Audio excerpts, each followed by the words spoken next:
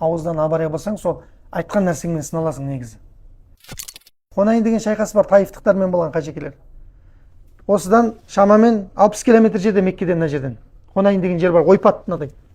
Хунайн шайқасында неше сахаба болды білесіздер ма? 12 000 сахаба болған қажекелер. 12 000 сахаба. Ислам тарихындағы ең көп әскер Хунайн шайқасында болған. Сонда жолда кетіп баратып сахабалар сөйлей жібереді ғой.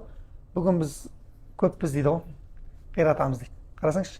Баяғыдан бері аз болып кетті ғой. Бәдірде 313 мыңға соғысты. Ухудта 703 мыңға соғысты. Хандақта 3 000 сахаба 10 000 мүшрикпен соғысты.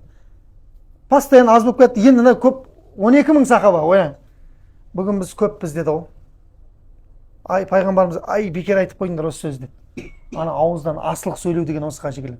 Ауыздан абария болсаң, сол айтқан нәрсеңмен сыналасың негізі.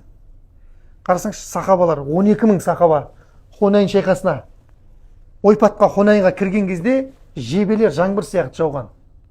Жаудың жебелері. 11 900 сахаба қашып кеткен пайғамбарды тастапты саллаллаху алейхи вассалам. Жаңа келіп жатқандар бар, қиратамыз деп. Қасында 100 сахаба қалған, соның біреуі осы екен, фадыл екен.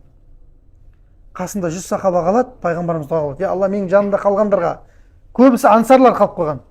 Ансарлардың балаларына, бұлардың балаларының балаларына, балаларының балаларына Алла рахмыңды төк деп дұға қылады пайғамбарымыз. Қасында кім қалып қойды, соларға дұға қылады.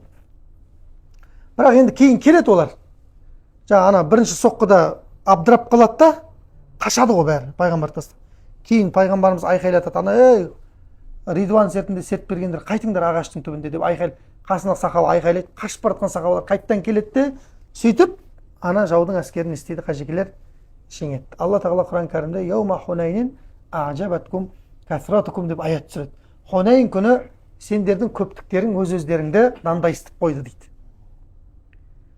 Жеңіс көптікте емес, қажекелер. Жеңіс неде? Алладан жәрдем, Алланың жәрдемінде. Көрдіңіз бе? Адам ешқашан не қыла алмайды, Алладан сәттілік болмаса бір іске жете алмайды.